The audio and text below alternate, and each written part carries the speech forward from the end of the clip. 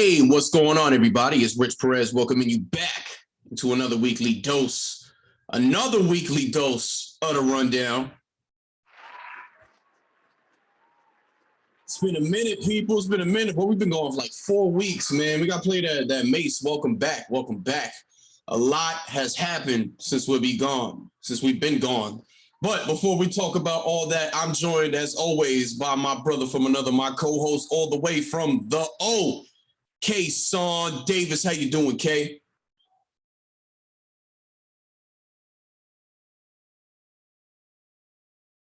I feel you. I'm in the same boat. How you doing today? I'm doing good, man. You know, it's good. It's good to be back, yo. I missed this. I'm not gonna lie. I really missed this. Yeah, definitely. Had a long month of March, month and a half. We had like 8, 10 home games or something. If we count April, we had like 15 home games in the last month or so. So feels good to be back. How was it down the stretch? I know. What was it last night? Last night or 2 nights ago? Big exciting finale. You know, you watched Victor Oladipo go to work for 40, but of course you guys were able to get the win, or the Orlando Magic was able to get the win. I mean, it was good. Markel came back, so that was good. I mean, they're not really that good, so it just depends on what you consider to be good. But they got an early draft pick, so.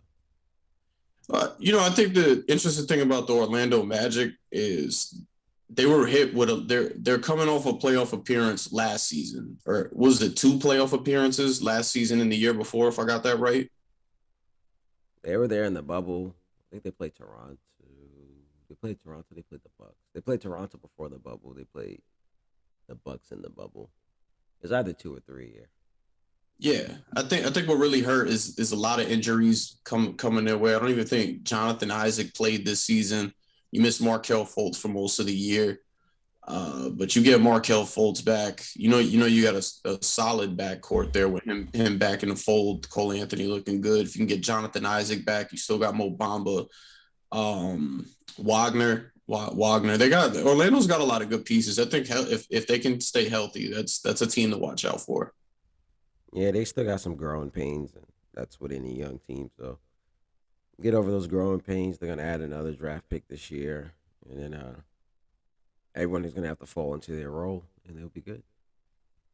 For sure, man. I guess the big news on the table to start off the day with, though, last night the Lakers officially today, but the word was out last night that the Lakers were going to move on from championship head coach Frank Vogel.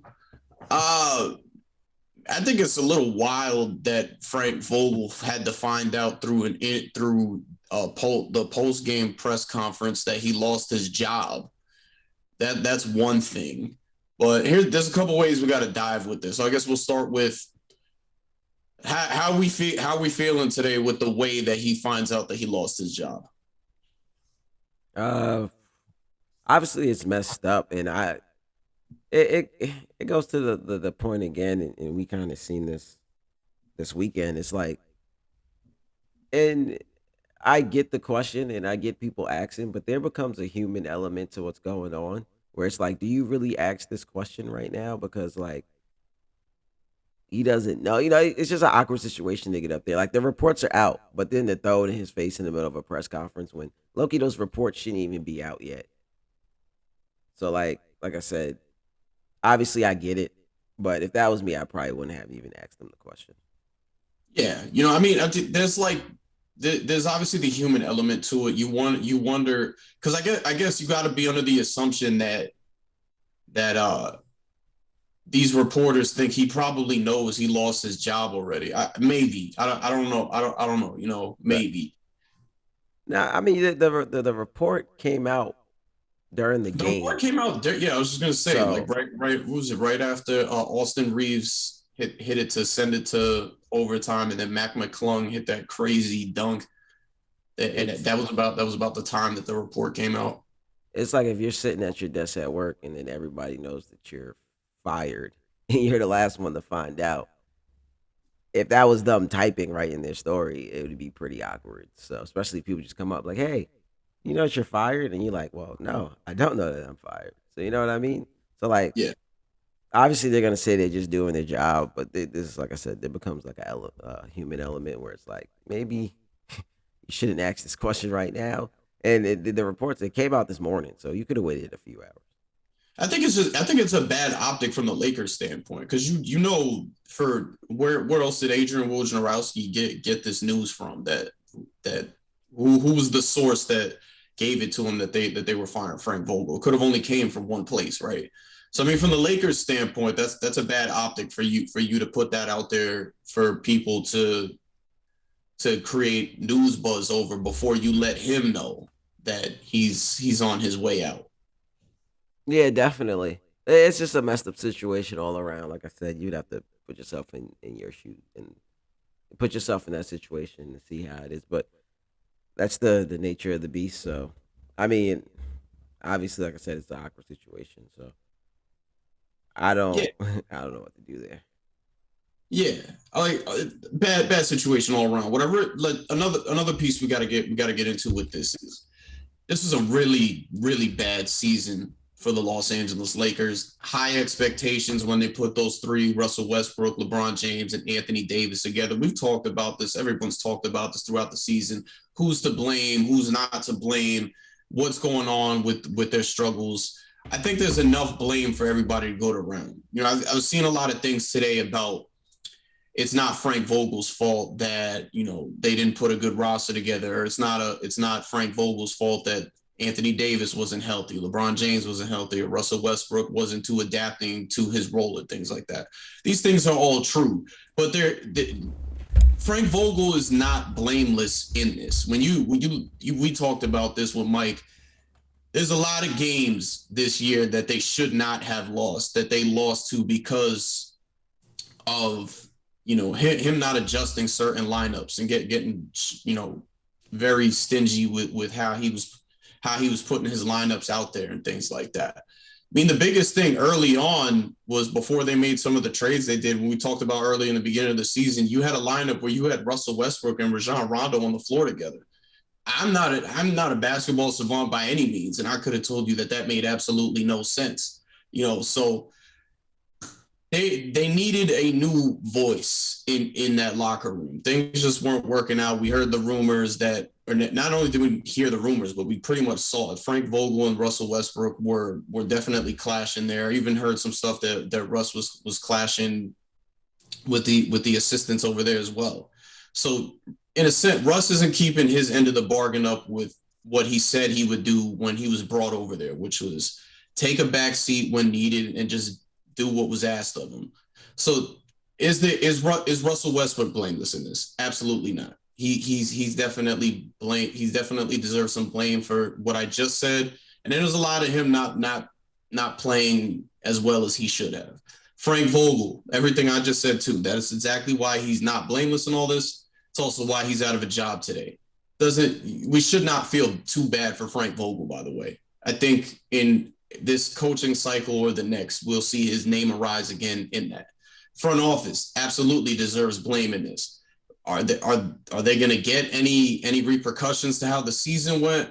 Probably not, which is why we're seeing a lot of guys get scapegoated in this now. So I think there's a lot to go around. Now, I want to go to the phase of Russell Westbrook and all this. I just said he's definitely not blameless in this. I said why. Here's the thing about Russ, man. Another reason why Frank Vogel was fired. The Lakers defense as a defensive team definitely went down from previous years under Frank Vogel. That's not Russell Westbrook's fault. You take Russell Westbrook out the equation, they're still not going to be playing good defense. You also had Taylor Horton Tucker in there. You've touched on this a lot, who they refused to trade, refused to get off of. And this was a guy that they expected to get production out of him, which they did not see.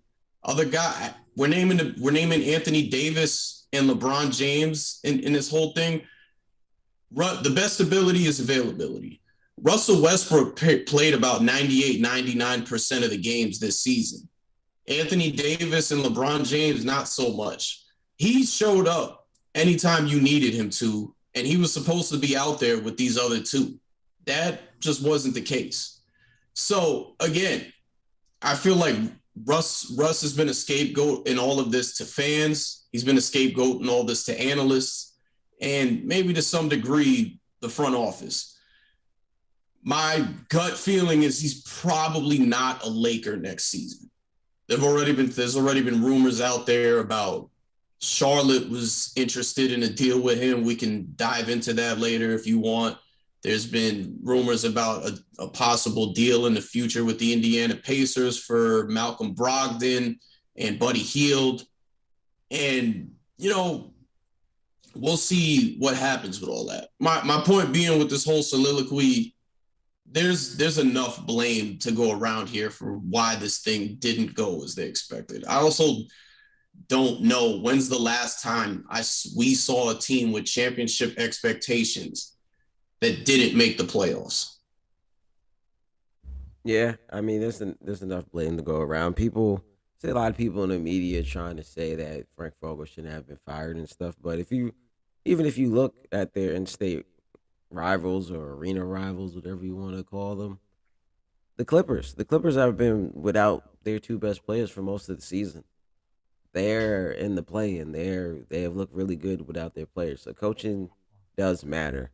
Russ deserves some blame in this because he was brought in for these situations to carry the team when AD's not there or Bron's not there. We've seen Russ be able to carry teams without some other superstars there. So he didn't help.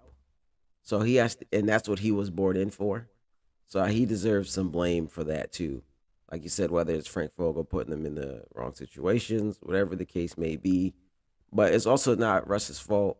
AD missed a lot of games. Bron missed a lot of games. AD shot 16% from three. Taylor Horton Jr. couldn't shoot from three to start the season. He was playing with Rondo a lot. He's also playing with the center a lot.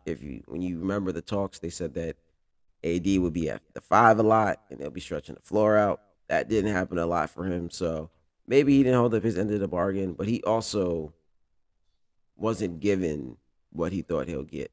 So there's a lot of blame to go around, like you said. Yeah, I feel like that's another thing too. I just talked about how Russ wasn't from stories that have been out there. He wasn't willing to accept critique and just falling in line for what they needed him to do, like he agreed upon.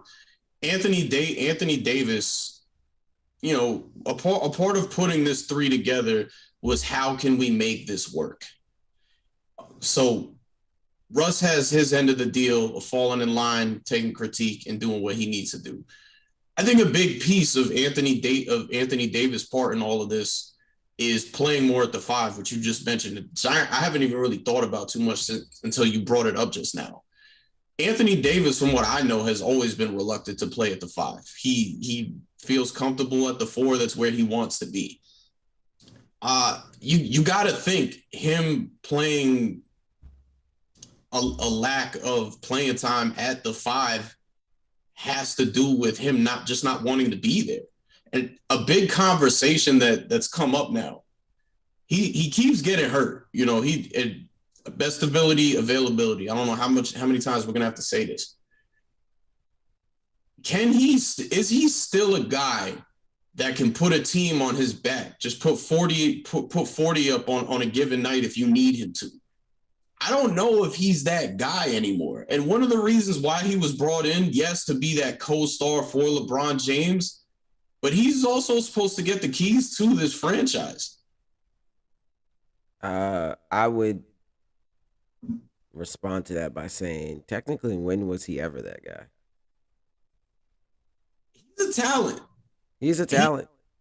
But in New Orleans, they didn't go anywhere. They're in the same place the Lakers are right now. He really didn't win until he got with LeBron. When has he ever been the guy to put the team on his back like that? I'd argue it was in New Orleans that small stint. So the Pelicans went to the playoffs within his first 3 or 4 years in the league. They lost to the Golden State Warriors in the first round. The most success he had in New Orleans was when he was paired up with Rajon Rondo, Drew Holiday, and DeMarcus Cousins. I think a lot of people in New Orleans are sad that that didn't work out. But maybe the front office messed up first when they just moved on from DeMarcus Cousins, because we all think that could have been something special. Aside from that, I'd say you're right. But in that stint where he was paired with those three guys, that's the only argument I'd have for you. Yeah, and that's probably the only argument that could be made for him. So like if you want to be honest, and this is no shade towards AD, he's never really shown us that he was that guy to put a team on his back like that. Now, he has shown us, I guess, with the with the he's shown us that he has the talent to do it, but like he's never really done it. So he has to do it. We know he could do it. He just has to do it. Who let me dig into my bag of tricks here.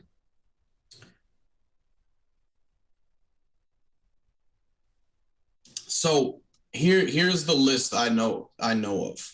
I know Meech isn't tuned in right now. I wish he was. The report today came out that Nick Nurse is a target that the Lakers would like to bring in. I think that that's actually a perfect guy for this team based on what we saw him do in Toronto when he took over. I think the Toronto Raptors were always a very solid team under Dwayne Casey. I don't think Dwayne Casey could have did the job that Nick Nurse did in that championship season, coaching Kawhi Leonard and the rest of those guys to a championship. I just think Nick Nurse brought a whole different element to be able to coach those guys up. I think that he could be the exact voice that the Lakers may need to get this thing together, see if they can get these three guys working, if indeed you're going to keep these three together. So we'll see on that. Obviously, if they have a shot at Nick Nurse, that means they're going to have to make a trade similar to what the Clippers did when they acquired Doc Rivers about a decade ago. And maybe that's where trading Russell Westbrook comes into place. Although I don't know if the Toronto Raptors are willing to take on Russ even in an expiring contract. Another name that we've heard is Michigan head coach Juwan Howard. You guys, it's no secret I'm a fan of Juwan Howard and what he's been doing at Michigan. He comes from that Heat culture as well. I think Juwan Howard's a fantastic coach. I think he's always deserved the shot at head coach, which he has now at Michigan. I still kind of wonder if he can have championship success out the gate as a head coach in the NBA. My only thing. And then another name to watch out for because he is on the hot seat, Doc Rivers. What do we think of here? I think all those guys sound like great options for them. I just don't see why any of those guys would leave their situation for an unknown situation in LA, which is a high chance you may be fired in the next 2 to 3 years. Where like Jordan Howard stays at Michigan, he can be there until he's ready to retire. Nick Nurse seems like he's solidified in Toronto to stay there. Doc Rivers is the only one, but I don't know if that's the best situation for both of them because Doc could be leaving another team, probably looked at as a failure, and go to the Lakers where there's probably more pressure, more unknown things. So it'd just be to me, it'd be more of the same for Doc. He'll just be going from what he's in now to another same situation. So I don't see why any of those guys leave their situations to go to the Lakers, not unless they're just big Laker fans. Yeah, I mean, the only appeal is you're getting to be paired up with LeBron James and Anthony Davis, and maybe you feel like you're the guy to take on that challenge, and you could be that voice that brings these guys together. I've been watching the new series on HBO Max, Winning Time, about the show, the making of the Showtime Lakers. And I guess when they got Jack McKinney in there after Jerry West, they didn't have much success under Jerry West as the head coach. And Jack McKinney waited until I'm giving you guys a history lesson right now. Jack McKinney waited for the right situation to become a head coach, and he was able to kind of be the glue of what they needed to get that success going. So my only thing with those other guys is maybe they're willing to take on that challenge. And on top of that, maybe it's just what this team needs. Maybe they need that right, like saying the Chicago Bulls, their championship success came because Phil Jackson was this philosophical dude, the voice of reason that they just needed to put everything together. Maybe that's what the Lakers need youth. They need more shooting.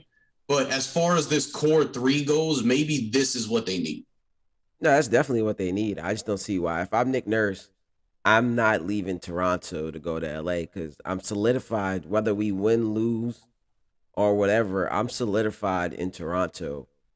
I don't see why I would chase the bright lights to LA when it's unknown. You don't know if AD can stay healthy. You don't know what the roster is going to look like. You don't know if you're get along with Russ, and you don't know how much longer LeBron has. So why would you go there for a situation that has seemed good for about a year or two? It's the same thing with Jawan Howard. Why would I leave Michigan to go somewhere where I probably only have a job for 2 to 3 years, or even if I last longer than that, I'll be in a rebuild for 2 to 3 years. I'm better off. I'm solidified. Well, all those people besides Doc Rivers right now are solidified where they're at. Not unless they want to take on a new challenge. I if I'm good where I'm at. Like I agree with you. And just another thing to add to the Nick Nurse thing in Toronto. Toronto's a super appealing team. Like they had a lottery pick last year, but they're back in the play-in. They're going to be dangerous in the play-in, and if they make it out of the play-in and into the They're playoffs, they're going to be they're dangerous in the they're, playoff. they're in the playoffs. They're not in the play. You sure they're not in the play-in? You're right. You're No, right. They're dangerous in the playoffs. They can. I mean, I'm getting ahead of myself, but they can beat Philadelphia. They're that good. So when you got and they have an extremely young core of guys that they like.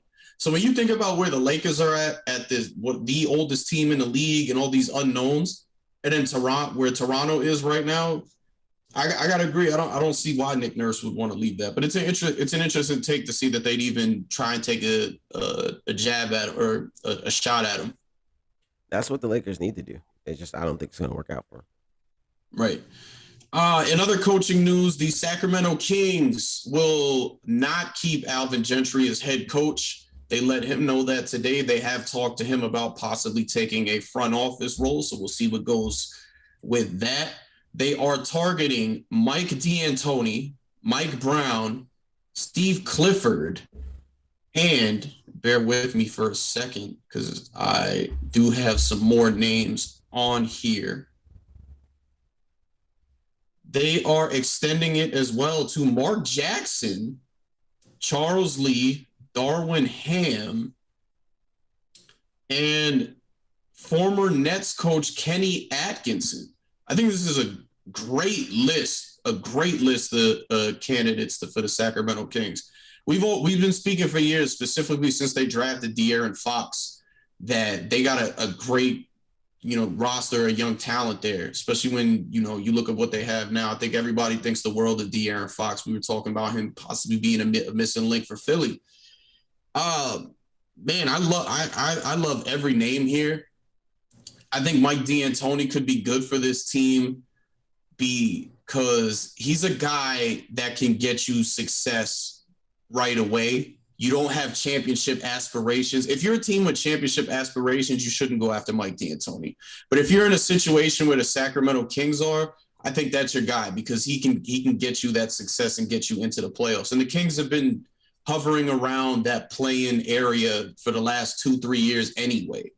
A name I think would be perfect for the situation, Kenny Atkinson. I'd love to see Mark Jackson back in the NBA as a head coach, but I think Kenny Atkinson is perfect for this job. This is a similar roster to what he had when he was the head coach of Brooklyn pre-KD Kyrie, and he's a guy that can develop people. You got Davian Mitchell over there, who's your starting two guard right now.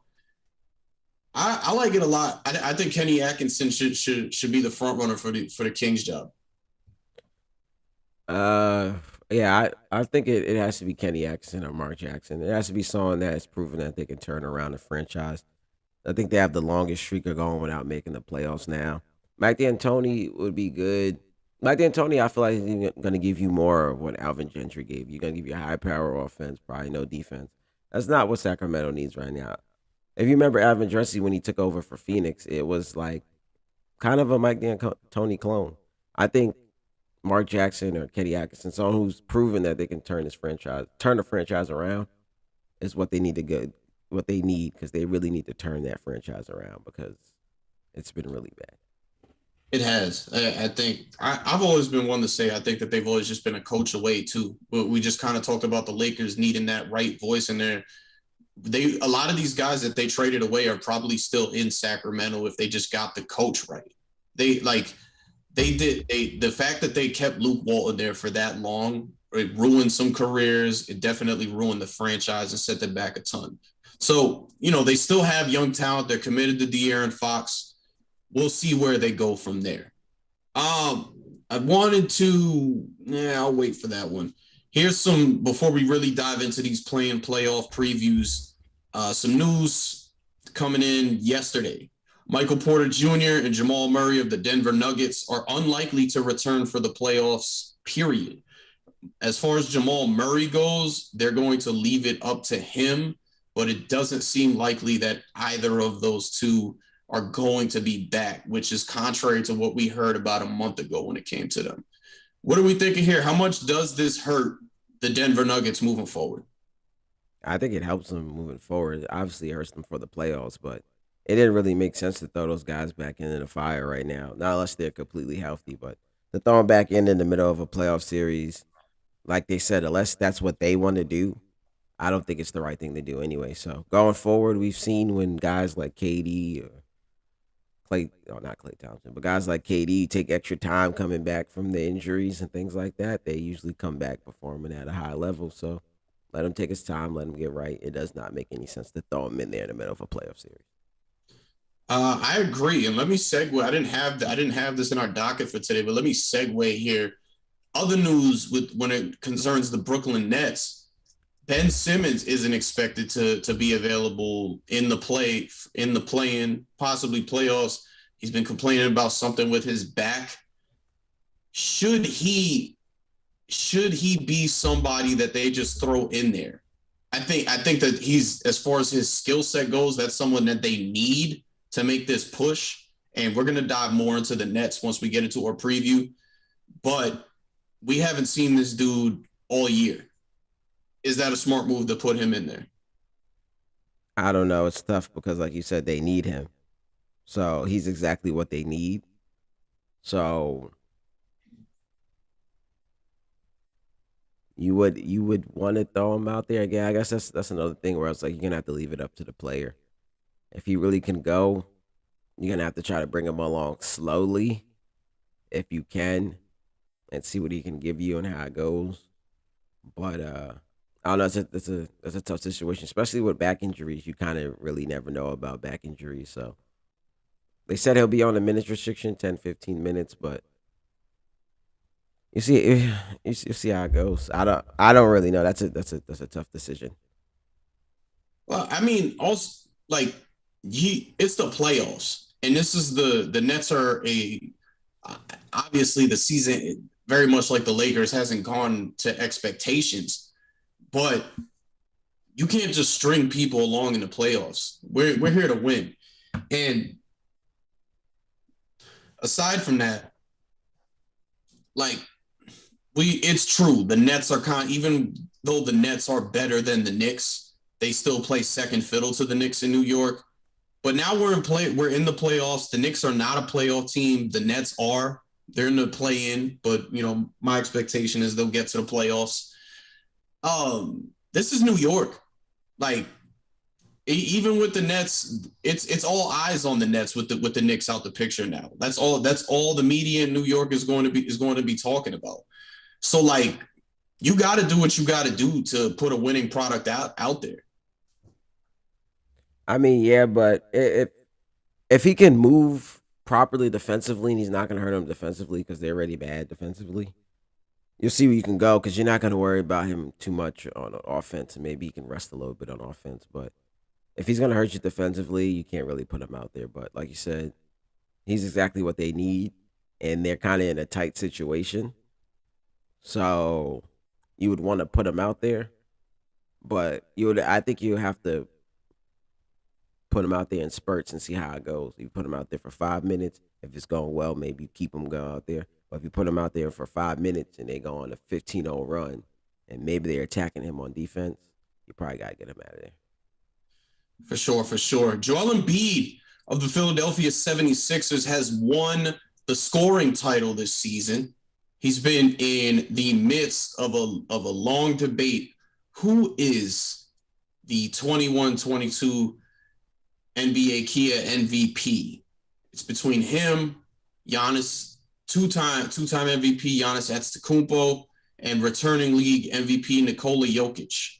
Nikola Jokic averaging 35, 16 on 6 assists and 5 steals. You got Giannis Antetokounmpo, who's averaging 30, 13, 8, and 2 on 56% from the field. And our scoring champion is averaging 41. Well, that was actually during the day. Sorry about that. But getting that stuff out the way. I mean, who exactly is league MVP right now? Me personally, I don't. You got people. I feel like it's the statisticians that really be pulling for Nikola Jokic. I think Nikola Jokic is a fine player. He's a great player. He's on his way to having a Hall of Fame career. He's a big reason why the Nuggets are in. I don't know if I'm calling them championship contenders this season, but at full health, those are championship contenders, and he's a big reason why. I don't know if maybe he's just not the sexy pick or exactly what it is. I don't. He's got numbers, but I just don't see him as dominant as Giannis or Embiid is. I think Embiid's been a lot more healthier than he has in the past. I think this is kind of his time to win it, and I just think he's had the better season compared to the three of them. Yeah, it's a personal thing for me. Those other guys have won already. I think Embiid deserves it. If you think about last year, he was actually leading for MVP before he got hurt. He led the league in scoring this year, and there's a lot of people who go on TV and be like, "Well, Embiid was winning it all year, but then Jokic played great the last month of the season." I don't get how I played the best all season, but because someone played a little better, it's not like he's playing that much better than Embiid. Someone played a little better than me the last time you seen him, and he wins. It's not really a race. It's kind of like the last thing you've seen is who wins it because people can just string along most of the year and then catch fire towards the end. It's like, oh, now he's the MVP. So I think Embiid is the one who played the best for the whole season, and he kept those guys afloat while Ben Simmons sat out. So I'm going with Embiid. I agree, man, and I think that the voters will agree with us too. I think Joel Embiid finally wins an MVP this season. I think we got to put this one to bed too. I wish, like, I like the NBA awards, but sometimes I wish we could go back to how they used to do it, where guys just get announced towards the end of the season and they get to be with the fans while they get the trophy and stuff like that. There's a better element to it when they do that. And then my biggest thing too is it started to get annoying having to wait on this and hearing some of these conversations just drag on until we could finally see who actually wins the award. Yeah, I'm starting to feel like the players a little bit, and I feel like they should have some. The players should have part of the vote. I don't know. Well, The that's what they media. not no. See, that's what they used to do back in the day. Like Kareem Abdul-Jabbar was, I think, a 4 or 5 time league MVP, and all of his MVPs came through player vote. That's when the players had a say in who was MVP. The minute that it went to the media, Kareem Abdul-Jabbar never won an MVP again. I think it should be fit. It should be a 50-50 split. Kind of like how they do the All Star thing with the fan vote and the media vote and then the player vote.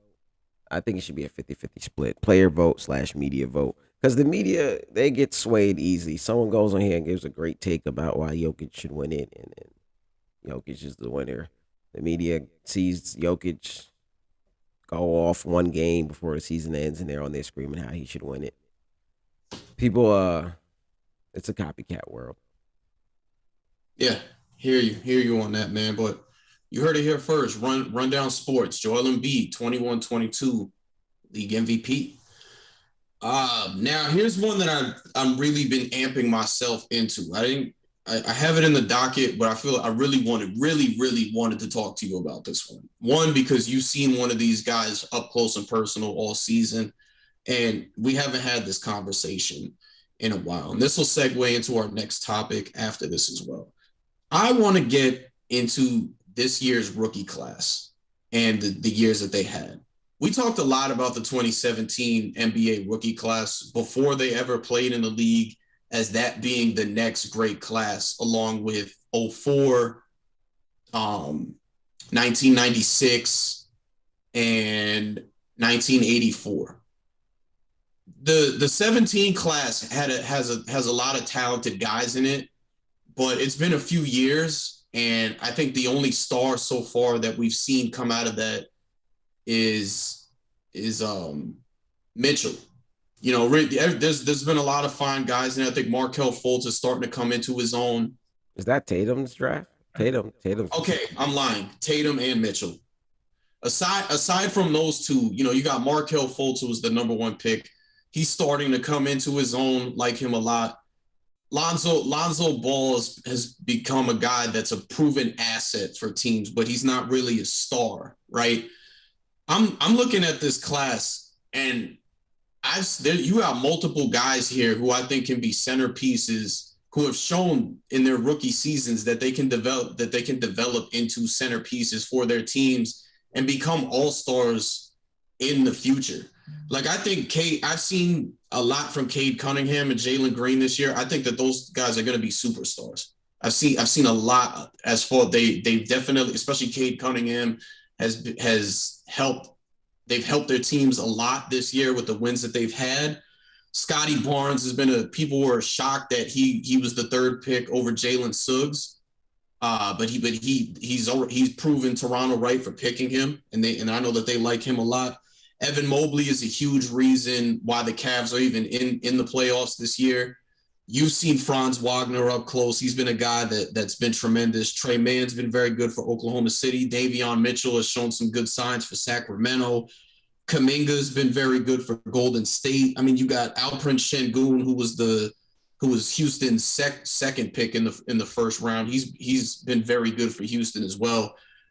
I'm looking across the board here, and I really don't think I'm crazy for saying this. I think that the 2021 NBA draft class is going to be in conversations for greatest draft classes ever, with 2004, with 1996, and with 1984. You got Cade Cunningham. What 2003? 2003. I apologize. 2003. You got Cade Cunningham, who averaged 17 a game. 5 rebounds, 5 assists. Jalen Green shot in the second half of the year, shot up with his scoring, also averaged 17 on 3 rebounds, 2 assists. Scotty Barnes, 15 points per game, 7 rebounds, 3 assists. Franz Wagner averaged 15 as well. Evan Mobley averaged 15 and 8. Trey Mann, 10. Trey Mann, 10 and 2. Davion Mitchell, 11. 11, 2 and 4. Alperen Sengun, 9, 5 and 2. And then you look at the field goal percentage. Cade Cunningham shooting at 46%. Jalen Green shooting at 42%. Jalen Green's 3-point percentage was at 34%. Cade Cunningham's is at 31%. Scotty Barnes shot at 30%. All respectable stuff. Scotty Barnes shot 49% from the field. Franz Wagner shot 46% from the field, 35% from 3. And then even just like down the stretch, you got Jalen Green, who has the longest win streak of 30 point, or the longest streak of 30 points or more in rookie comp history. His numbers are actually better than the people that he was compared to. And then he caps his rookie year off with a 41-point game. So I'm looking at these guys. I will die on this hill. Remember, it is April 11th, 2022. I want this needs to be documented for about 5 years from now. That I said this draft class is going to go down as one of those legendary ones. Yeah, I mean, the rookies have been really impressive this year. I'm gonna hold off before I go out on the limb, but they've been really impressive. I think now with things like this, because Jalen Suggs probably still has a chance to be better than what he was this year. So that's somebody else. But now next year teams gonna have more footage on them, more time to game plan for them. People are gonna know them. So I'm interested to see how those guys adjust coming into next year. See who hits the sophomore slump, or if they can just take it to the next level. So they definitely have the chance to do it. Well, I mean, specifically, like when I'm looking at those first three of Cade Cunningham, Jalen Green, and Evan Mobley, they just seem transcendent to me too. Like Cade Cunningham seems more like a floor general type of guy, and then you add in that he can score the ball, and he is a pretty good defender. Evan Mobley has lived up to the bill for the Cavs. Obviously, the tape will be there, but I don't know, man. Kobe is sucking for it or whatever. I just think that these guys are going to be great. Jalen Green averaged 22, 3, and 3 in his last 2 months on 48% from the floor and 39% from three. In his last 2 months of the season. Um, Here's another hot take for you. And I said this to you before. I know you didn't agree back then, but I'll say it again. Jalen Green kind of reminds me of a young Kobe Bryant, not as far as mentally goes, but his athleticism is very Kobe Bryant esque. Specifically, it's his athleticism that reminds me of Kobe. Uh, like I said, I definitely think this class has the talent, and he has the talent. Like I said, I'm waiting to see how the years going further go for these guys. Obviously, when it comes to these draft classes, it's going to be MVPs, it's going to be championships, it's going to be those type of things. So, which one of these guys can take their level and take their team's level to the next level for them to all be in that conversation? So, the talent is there. We're just gonna have to see how it goes going forward. For sure, for sure. And with that being said, let's dive into some too early NBA draft talk with everybody getting their exit interviews done today as we get set for the play-in, which starts Wednesday night. Starts tomorrow. Tomorrow. There we go. I gotta get my stuff together. So right now you got Rockets, Magic, Pistons, Thunder, really as those teams kind of fighting for that number one spot with the Rockets having the best odds at number one. You got Jabari Smith Jr., power forward out of Auburn. Chet Holmgren's a center out of Gonzaga. Jaden Ivey, shooting guard from Purdue. And Paolo Banchero is another power forward playing from Duke. I guess, well, I really, and this is the case. This is the case with everybody. You really get to see these guys more once March Madness comes around. That's when we all start really paying attention to them. I follow Houston media a lot, and I know Jabari Smith, Chet Holmgren, and Bonchero were guys that they've been looking to a lot as the potential pick for the Houston Rockets this year. I don't know who's more. I don't feel like it's a done deal on who goes where. Who who is the number one pick this year? Like you said, I don't think it's a done deal about who goes where. We're gonna have to wait and see how the lottery balls fall. Each team needs different things. Like Houston, I think they drafted the center last year. You just brought him up. I can't think of his name right now. Shingun, They drafted the center last year, so they probably won't look at Chet. They may look and go power forward, and then from there it's either Jabari or it's Bonchero. yeah, Ponchero. Ivy's a, Ivy's a shooting guard. They got Jalen Green, so he's not going to be up there. I think the Magic, they depending on what happens with Mo Bamba, they may try to go Ched. So you don't know. I think you have to wait and see how the balls fall. The Oklahoma City Thunder, they're just drafting whoever they think is the best player available at this point. So each team needs different needs right now. So I think that's the reason why. And I don't think anyone has separated themselves from the pack where it's like, okay, just take the best available talent right now. So it's gonna be by team needs, and we don't know who has what to pick. I think I can't remember the last time we've had a draft like this where we there was no clear cut number one pick. I think the last few drafts, like we kind of had, even though there might have been debate, we kind of had a good sense of who was going to go number one. I think usually after you know who has to pick, I think even with Lamelo and them, there was a debate in that top three about who may go number one. I think after we know who has that top pick, it's easier to be like, okay, you can start knocking certain players off. Like the Minnesota had D'Angelo Russell at the time. Even though we argued that maybe you put him and Lamelo together, most of the time you start knocking pieces off after you know who I has got, to pick. I got some stuff for you on Minnesota before we end the show. I definitely think me and you are going to end up debating, but I'll save that. If it's Houston, if it's Houston, the number one pick is between Jabari Smith and Paolo Banchero. Yeah, I For think so. sure, for sure. It's a I'm coin. looking at this.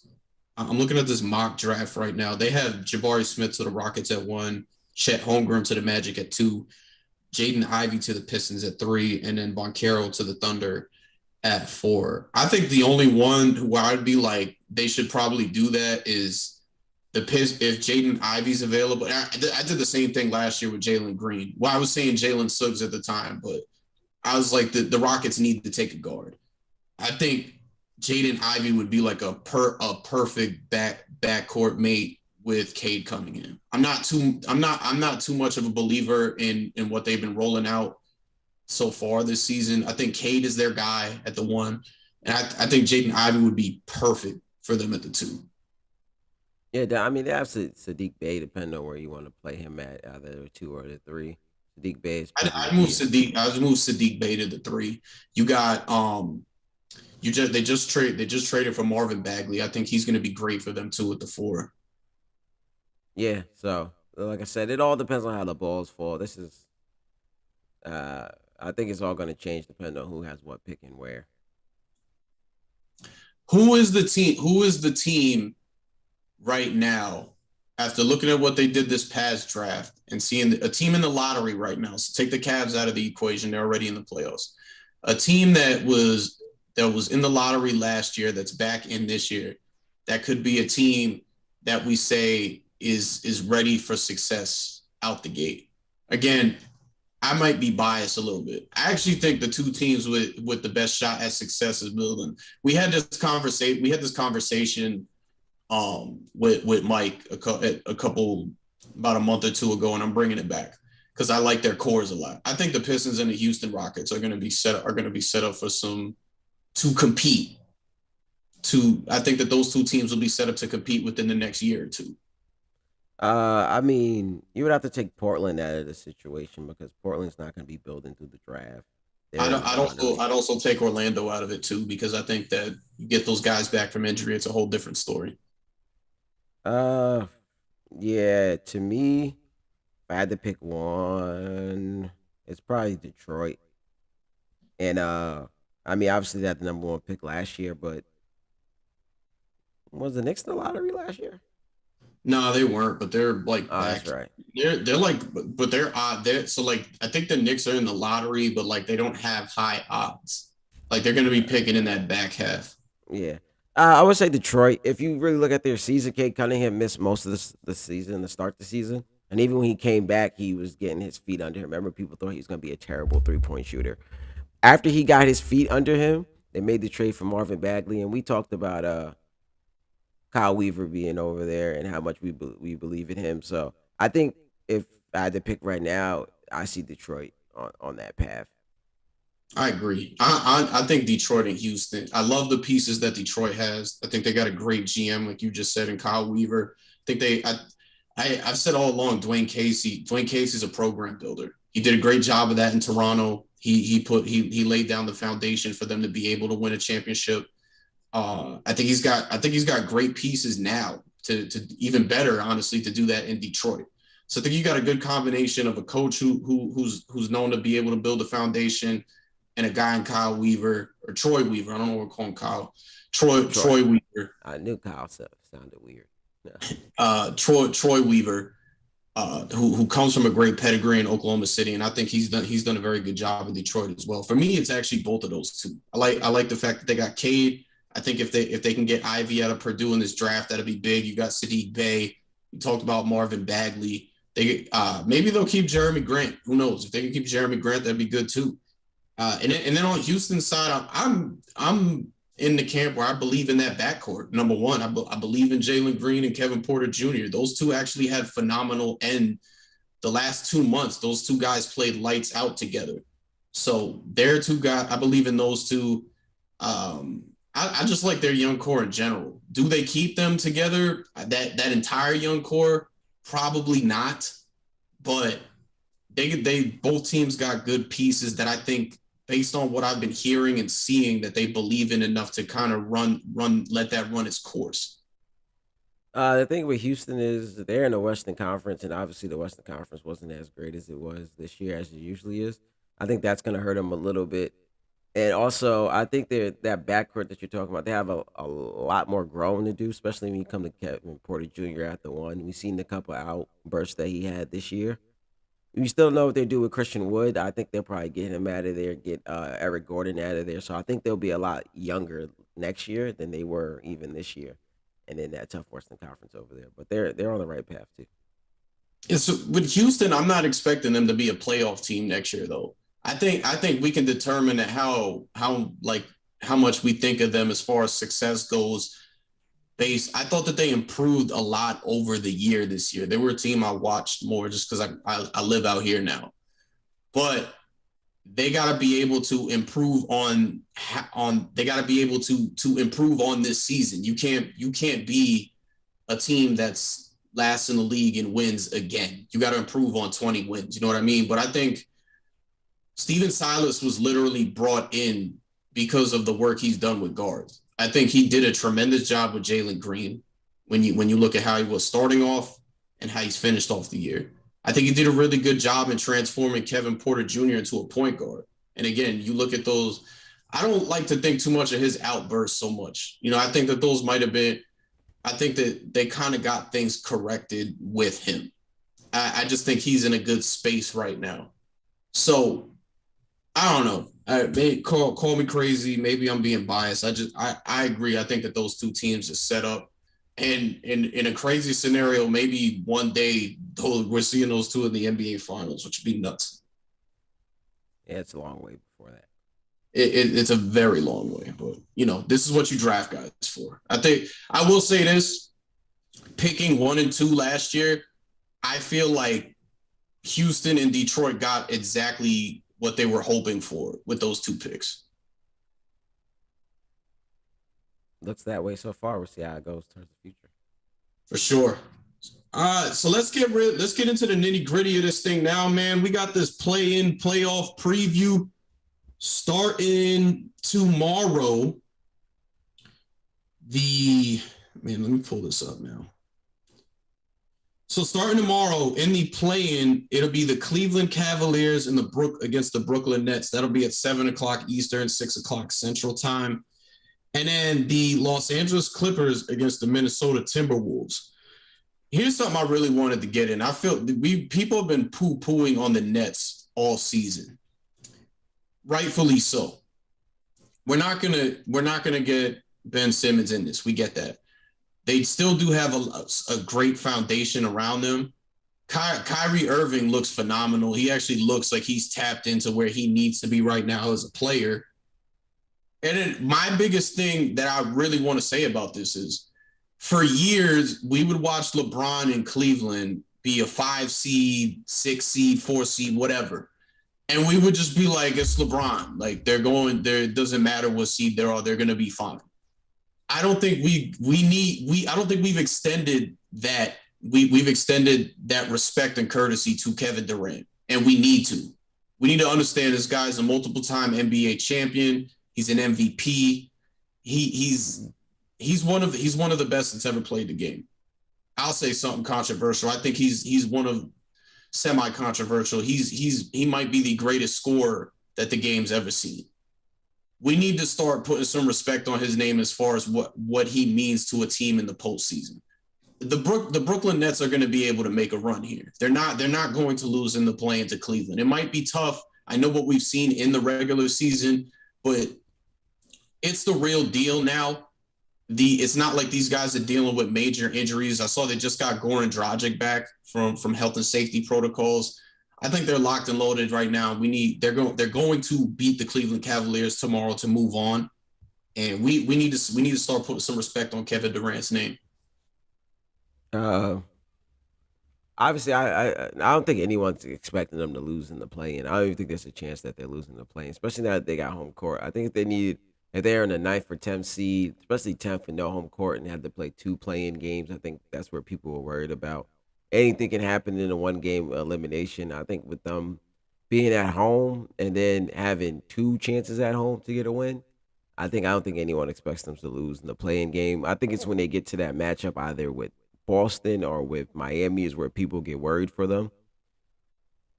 The team, I think Kevin Durant is gonna be Kevin Durant. He's Kevin Durant. He told us that a few years ago. That team does not play any defense. Uh Kyrie, since he's been back full time, and now obviously you have a day or two in between games, has not looked the greatest. Every now and then he looks Have you seen winded. Kyrie lately? Yeah, I've seen Kyrie. He's been in his bag. I like every other, maybe like every 2 games. When he first got back, he was playing terrible, and then Yeah. obviously he had a few good games. Like I said, I think he's getting his feet back under him now, being full time. I think it's like Ramadan, so he can't eat every day, so that's probably hurting him a little bit too. But the team just doesn't play defense. Their goal is to outscore you every night, and I think they should be happy whether the Bucks meant to do it or didn't mean to do it that they didn't run into the Bucks, because I look at the Bucks Nets matchup as like a Tyson Fury against Deontay Wilder. The Nets are Deontay Wilder because they got that punch that can knock you out. But it seems like every time they play the Bucks, they just can't knock them out. The Bucks just always hang in there. They take every hit. They know KD's gonna score 13 straight, but they're gonna ease their way back into the game. They know Kyrie may score 13 straight, but they're gonna ease their way back in the game, and they just can't knock those guys out. So I think the Heat and the Celtics, two good defensive teams, will have a game plan for the Nets where it's gonna be someone else is gonna kill us, whether it's Bruce Brown. If they can get something out of LaMarcus Aldridge, that'll help. I don't know how healthy Dragic is. I think Seth Curry is gonna be very important. But teams know that they can score against the Nets. Now, those good defensive teams, it's just can you draw up a scheme that can slow those two guys down? Not even all game, just at certain points in the game. Like I said, a lot of teams know KD's gonna get you 13 straight. But what are you gonna do when he doesn't get you 13 straight? Where he just scored 13 straight, but we just came back and scored 13 straight. So you're not on this thing, which is kind of what I was alluding to. I feel like we've never talked about a LeBron James team in the playoffs like this. Like, yeah, they got their issues, but they got LeBron. That's always been the narrative of LeBron in the postseason, the last decade plus. They got their issues, but they got LeBron. They'll be fine. I don't think we talk enough about KD led since he's left the Warriors. I don't think we talk enough about him as a player leading teams like that, and I feel like we should. I mean, in a way, we haven't seen it with LeBron. We have seen it before, but my problem with the Nets is just defensively. I think most LeBron James led teams were very good defensive teams. I think that Nets team is not good defensively. I mean, we've seen those his last stint with the Cavs, that ending in the second stint with the Cavs, that last year specifically, they weren't a great defensive team at all. I think if you look after the trade deadline when they blew the roster up, they were a pretty solid team. They were better. Yeah, there wasn't no one expect them to probably make it to the finals. That last year, we're not going to debate this, but that last year reminded me a lot of when he went to the finals in 2007, as far as roster goes. But that goes back to my point: if we we you can make cases that we've seen LeBron do it. Have we really seen KD do it? Nah, I mean, I guess if you want to go back to his Oklahoma City days, when it was just him and Russ, maybe. But there's still Russ. Russ is a big factor. I'm torn looking back on it because a lot of people try to discredit Russ back then. But if you're gonna discredit Russ back then, you have to give KD a lot more credit than what we give KD. So Russ was a big part of those wins.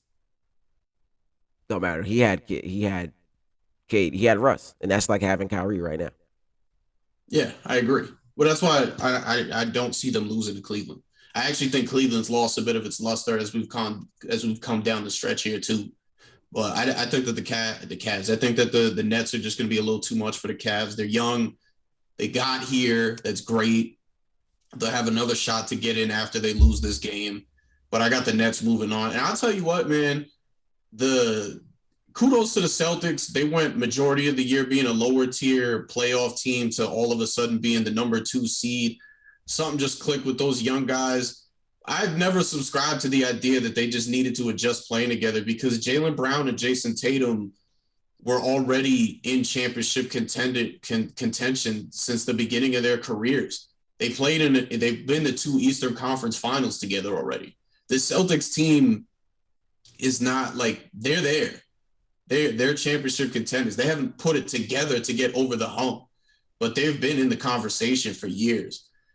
I don't know exactly what went on that they needed to get together, but they're back where they're at. They're going to be a solid out for whoever goes out against them. With that being said, I don't think that I think that the Nets are going to get them. I think it's going to be a solid 7 game series. I think Kyrie's going to get in his bag just because it's the Celtics. I've already said what I had to say about KD. Yeah, the Nets don't have the defense, and the Celtics are a solid defensive team. But the Nets do have some incredible pieces around those 2 guys. I think the world of Cam Thomas. I think the world of Bruce Brown. Seth Curry's one of the best shooters in the league today. You got Nick Claxton, who's super solid as well. And if they can get Ben back, I, I got the Nets going to the second round. I don't think anyone would be. I think people will be surprised if they lose to the Cavs tomorrow. The Cavs are dealing with injuries, and I think that's what hurt them. Even if they get all those guys back, they shouldn't really lose to the Cavs. If I'm the Celtics, I think it took them some time to get adjusted to their new coach or whatever. The trade for Derek White really helped them out. I think They I also can. don't have their center. They also don't have their center right now. I think that's going to be huge. I think that'll be huge too. I think I can draw up a defensive scheme where we'll beat the Nets. You think the world of Bruce Brown, he's gonna have to show me. You think the world of Claxton, he's gonna have to show me. I'm worried about Seth Curry. If LaMarcus Aldridge plays, I'm worried about him. Dragic slightly. If we just starting Bruce Brown, I especially Kess Edwards, those guys are gonna have to beat me. If they beat me, I'm gonna shake you guys' hand and say congratulations. But those guys are gonna have to beat me, and if they're gonna be on the court, I'm gonna make them pay for every moment that those guys are on the court. And watching the Nets games, because I've watched a lot of the Nets games, teams are doing that already. Now, when a team has time to scheme for that, the Nets have struggled a lot because of those situations. People are not. I mean, they got rid of James Johnson, but people were not guarding James Johnson. People are not really worried about Kessa Edward, and people are not worried about Bruce Brown unless he's like around the rim. He's like a 6'4" center for them. So like you can Yeah. you can game plan for that. Cam Thomas, I mean, we haven't talked enough about Cam Thomas in this rookie conversation. He's been special for them.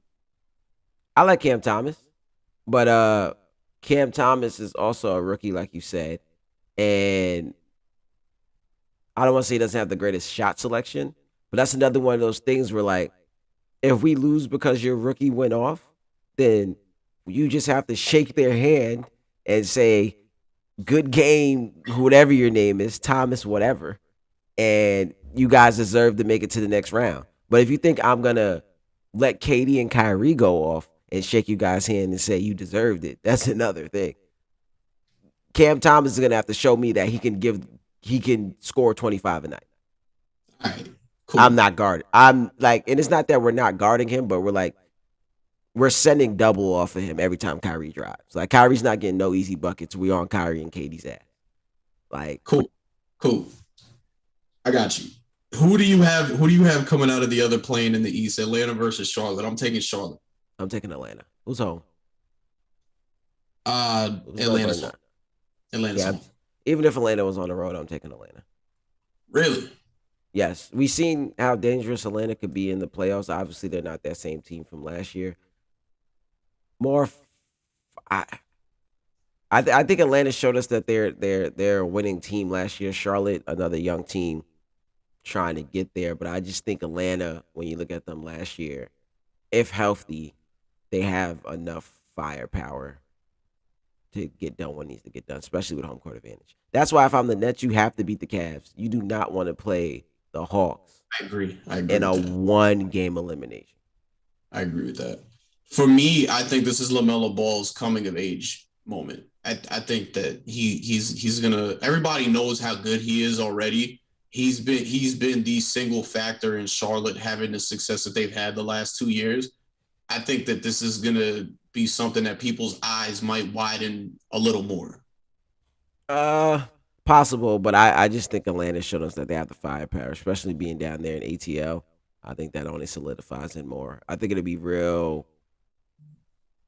tough for Charlotte to go in there and get a dub, and if they do, then they really deserve it. Um, yeah, of course. So if it's Cleveland versus Charlotte, who do you have in that matchup?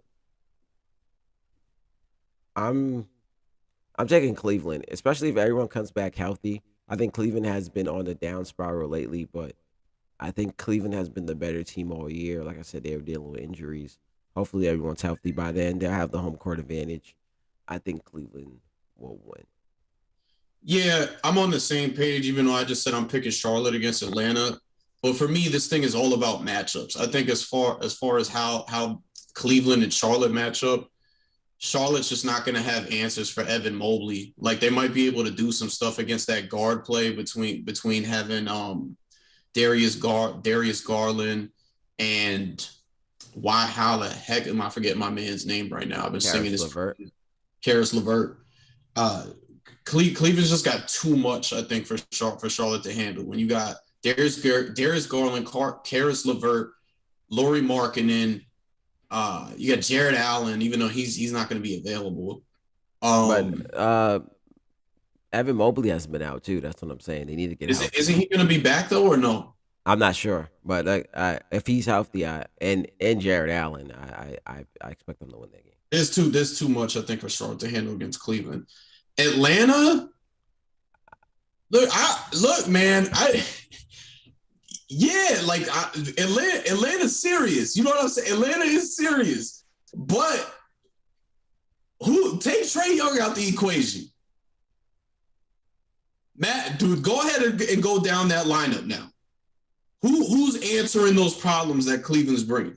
Bogdanovich, But Gallinari, Lou Will, look, and Lou Will is an older player. John. Bogdanovich has not been that great as a Bogdanovich was brought in because of his shooting prowess. He has not been that great.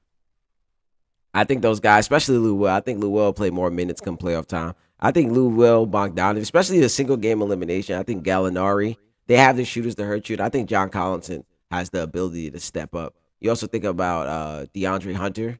They have the shooters to still hurt you. They have the scorers, the shooters to still hurt you. Where I'm taking Atlanta in that matchup, even if it's going to be in Cleveland, I'm taking Atlanta in that matchup. Look, Ben Stinner and a lot of people are probably going to call me a hater because I'm not picking Atlanta, and if they match up with Cleveland, I'm not picking. I might pick them against the Nets because they're dangerous, which is wild that I'm even saying that. But even with them being dangerous. I don't know. I just think that those matchups are crazy. I don't know. I don't know. Because Atlanta's gonna play small. They're gonna honestly, Atlanta's gonna try to outscore them. They're not gonna try to battle with those bigs down there. They're gonna try to trade threes for two. One of the things that makes Evan Mobley so great is his ability to move on the court. Right, and but I still think, but either way, Atlanta's game plan is they're gonna try to outscore you guys. So they're what I'm saying is even if they get killed in the paint defensively, offensively they're trying to outrun you and outshoot you. Even with Evan Mobley being mobile and be able to get out there, I think they're gonna get them threes up. If they're hitting them, Cleveland's in trouble, and there's kind of nothing they probably can do about that. So I just think Atlanta will be hot enough. Especially if it was a playoff series with them, I don't know who I'd pick. The one game elimination, I'm picking Atlanta. All right, let's go over to the West. This is what I was talking about when I was talking about we might get into a debate. Tomorrow night we got the Minnesota Timberwolves versus the Los Angeles Clippers. The Los Angeles Clippers are going to be title contenders next year.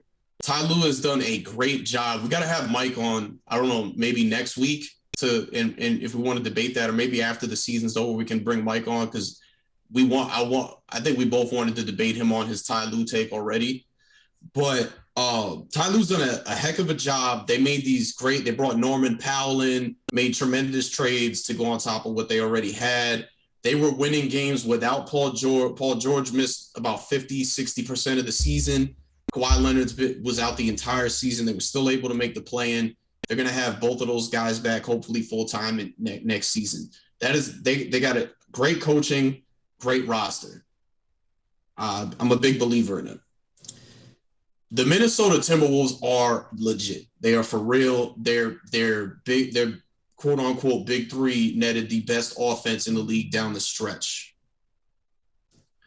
Look, man, I think that they're going to be nightmares. I think they're going to be nightmares for the Clippers. Minnesota's getting to the playoffs. They're beating the Clippers tomorrow. Absolutely, positively not. I think Ty Lue is going to draw up a game plan for those guys, and I just think the Clippers, especially with Paul George back, I think Ty Lue's the better coach in this situation. I believe in Ty Lue enough where I'm picking Ty Lue in this matchup. Really, that's what it is. I think Ty Lue is just going to come up with a better game plan. I think the Clippers on the road too. Paul George is back. I think he'll play well. Reggie Jackson has been a beast all year, even though I hate to say that. I think Ty Lue's going to drop a better game plan, and I just don't believe in the Timberwolves. Just they made it this far. They played better this year. Shout out to them. Ty Lue's a coach that shut all that down to me. Okay, I'm telling you, I just remember because I'm gonna hit you up tomorrow. I'm gonna say I tried to warn you. The Timberwolves are for real. This the Jimmy Butler thing happened. This is the team. Cat has a team. Like this is Cat's team. He's been showing his chest this year, talking that talk. You got Patrick Beverly over there doing what he does. D'Angelo Russell has been a huge factor for their success, and Anthony Edwards just has been insane this season in his sophomore season. I'm trying to tell you right now, this team is legit. They're gonna move on. I'm not even saying that they're not legit. I think Memphis is gonna if I'm Memphis, I want Minnesota to win. I don't want to deal with Ty Lue and those guys in the playoff series. So it's less about Minnesota and what they got building going on and just how much faith I have in Ty Lue and what he can do over there. I hear it. Look, I'm a big believer in Ty too, man. I don't think he's got the roster to do it. I think he has enough. In a one game situation, I think he has enough. And if you think about it, Paul George is the best player in that series. That game. You got the best coach and the best player. You should win. I don't know if Paul George is the best player in that series. Paul George is better than Karl Anthony Towns. All right. We'll see that. We'll see tomorrow. Cool. Who do you got? You got the Pelicans against the Spurs in the other matchup. I'm not betting against Greg Popovich. I got the Pelicans. Is it because of BI?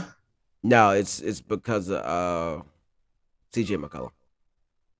I think All right. CJ McCollum is going to be the difference. If you remember, even in the bubble, CJ McCollum's the reason why the Blazers were able to knock off the Grizzlies in that playing game. I think CJ McCollum down the stretch is going to take the game over like we know he can do, and I got the Pelicans in that game. I talked a lot about LaMelo Ball having a coming of age moment in his playing game against Atlanta. I've been saying it for the longest time. DeJounte Murray was not talked about enough this season. He's done amazing things. You add in the coaching advantage goes to the Spurs already. DeJounte Murray's going to show out. You're going to see why I've been trying to tell y'all about to talk about him more. Spurs get into that matchup for the eighth seed. Um, I if believe everything you said, but I don't see any of them stopping CJ McCollum in that fourth quarter. CJ's an assassin. He's not known as a shooter. He can shoot. He's more of a mid-range type of guy. He changes the game big. And the fact that you have him paired up with BI think it's going to be a really good game. Honestly, that'll probably be the most exciting game between those first four playing games that we get. That might come down to the wire more than anything else. I can see that happen. I got CJ. I believe in CJ here. I think CJ is going to be the difference in that fourth quarter. I think he'll probably let Bi and let those other guys do what they do. But once that fourth quarter, especially down the stretch, I think he's putting the ball in his hands. We've seen him against Denver kill him in pick and rolls, and I just brought up the situation in the bubble when we seen him kill the Memphis Grizzlies. So I think he's gonna. I think CJ McCollum. He's shown us that that's his moment. For sure, for sure. So if it is the Pelicans versus the Timberwolves to get into the eighth seed, who are you taking? Against everything I just said, I'm gonna take the T Wolves to beat the Pelicans. As much as I believe in CJ McCollum, I think that's gonna be a tough game for him to take over down the stretch. I think the Pelicans are still a very young team. Bi can possibly go off. I think they'll probably put Patrick Beverly on CJ McCollum. May disrupt him a little bit, but I just think in that case that the T Wolves have more firepower than the Pelicans would do. They're a little more experienced than the Pelicans are, and I think that's where the difference will be. I hear you on that. I actually agree. If it's Timberwolves versus Pelicans, I'll take the Timberwolves. How about if we get there's a different couple combinations. If we get Spurs Timberwolves, I'm Uh, Timberwolves. yeah, I'm Timberwolves. taking Timberwolves too. I just think Timberwolves are the better team in that situation. To be honest, they're a more talented team. They have more firepower. I And just then Clippers versus either of those two teams. I'm taking the Clippers in both situations. Like I said, Ty Lue will figure those situations out. Same. We got first round matchups Saturday, Sunday, I believe. Out of all of these seeds, who biggest upset potential in the first in game one? Oh, um, I actually seen. Let me look at the thing and remember it real fast. I'll send it to you right now. Hmm. Yeah, now I'm looking at it. Obviously the Brooklyn Nets, but we're gonna take. I'm gonna take the Nets off the table because we all kind of That's an it upset on wouldn't. paper. Yeah, it wouldn't be too much of an upset. Luca got hurt yesterday, Yeah, he was in a so fucking boot today. Dallas could be in trouble, but they have like a week off. I don't. I got maybe two. Like I was just telling you, I think Ty Lue can draw up a good game plan. I'm picking the Grizzlies, but I can slightly see them being on upset alert over there. That's my backup one. And I don't want to say this one, but I think it's Philly and Toronto. I think It's absolutely Philly and Toronto. Matisse Thybulle, their best defender on the. He won't be available for half that series because he's not vaccinated, so he can't even get into Canada. So that's it. They're already at a huge disadvantage to start that series off.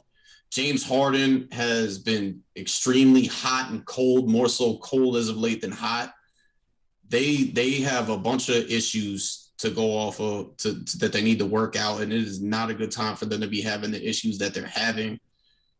Yes, Joel Embiid's going to be Joel Embiid, but when you look at these issues you're having with James Harden's play right now, and you're missing your best defender for half this series, huge trouble. I'm actually going to Toronto's going to upset Philly first round, and then Doc will get fired.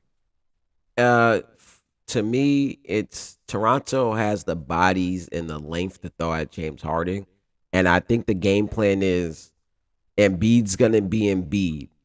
Harden has not been himself. We make it tough on Harden. We win the series.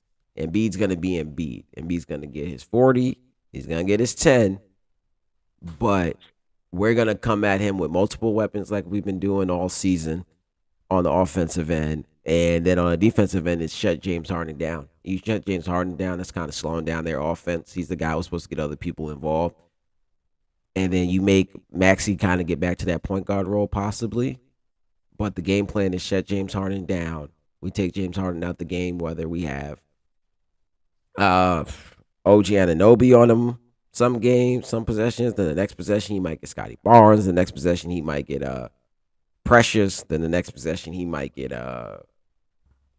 Pascal. So we're gonna have someone long on him the whole game, and we're gonna make it tough for him the whole game. And we're gonna let Embiid be Embiid. He's gonna have to beat him by himself. And that's my game plan to get those guys out of there. And I think that's gonna be very tough for them. If Toronto can steal one on the road, Philly's in real trouble because I don't think they're getting a win in Canada. I agree. I agree with you 100%. I'm gonna push my chips all in.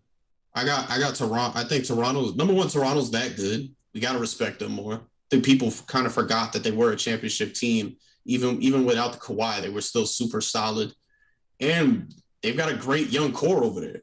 Man, I should have brought Toronto up when we were having that conversation. They kept that young core together.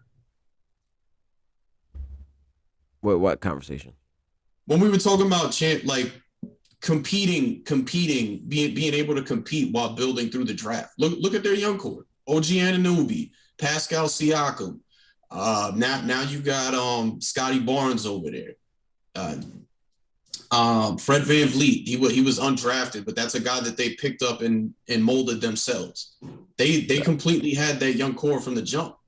The only thing that scares me about Toronto is that they're still kind of on shutdown.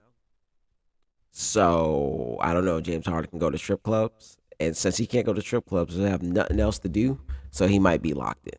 So if he's locked in, then they may have a problem. But if I'm Toronto, I'm opening up the strip clubs, or at least allowing James Harden in, just so we can win the series.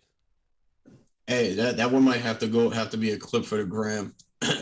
That's actually Kayson is giving the blueprint right now. I'm not mad at that at all. I'm gonna put all my chips in though. I think Toronto wins this series. Doc will get fired. If Daryl Morey is smart, you will not hire Mike D'Antoni for this job. But you know, if that's the route you want to go, you guys are gonna look real fun in the regular season. Don't see any championships happening though. It's just Houston. It's just the East Coast version of Houston. Don't make no dang sense. Well, they got a better center. Yeah, but I'll give you one. Here's an interesting one for you. I know like I didn't give Atlanta love in this playing. If Atlanta makes it to the 8th seed, as good as Miami is defensively and what they've been able to do on offense, coaching, all that, Miami could be on upset watch against Atlanta. Could see it. I wouldn't make the bet, but I could see it. I could see it too. Yeah, like you said, I could see it too. I wouldn't pick it. Who really knows what's going on in Miami? They're kind of like together, not together, kind of up, kind of down. In that case, I think everyone should be back by then. I could see it, but I would still pick the Heat. Yeah, I think. Look, Miami's fine too. We were talking about this on Twitter and stuff when they had the whole outburst with Jimmy Butler going against Spo and then Udonis Haslam and stuff. That was not new. We saw it happen before with Dwayne Wade. We saw it happen with we actually seen it with Dwayne Wade twice. We saw it with Dwayne Wade when he was playing with LeBron James with Spo, and then the first championship run, the same exact thing happened with Dwayne Wade and somebody else on the bench. So this was not new. I think it was actually needed for that to happen because they've looked great since it did happen. They were able to lock down that number one seed. Yeah, so we'll see how it goes. Definitely. It's gonna be an exciting week of basketball, man. We'll definitely be able to recap this stuff coming in next week. All the excitement, what we saw, what we liked, what we didn't like, maybe some news about who's getting fired, who's staying, who might maybe somebody gets traded. Who knows? But we'll be here to recap it. Kate, before we get out of here, do you want to add anything else? No, that's all I got for you guys. All right, man. It was great to be back. Great to be back. Hope you guys enjoyed it this week. We will be back next week to recap it all. For this week, it's Rich, it's Kayson. We'll see you guys next time. Peace.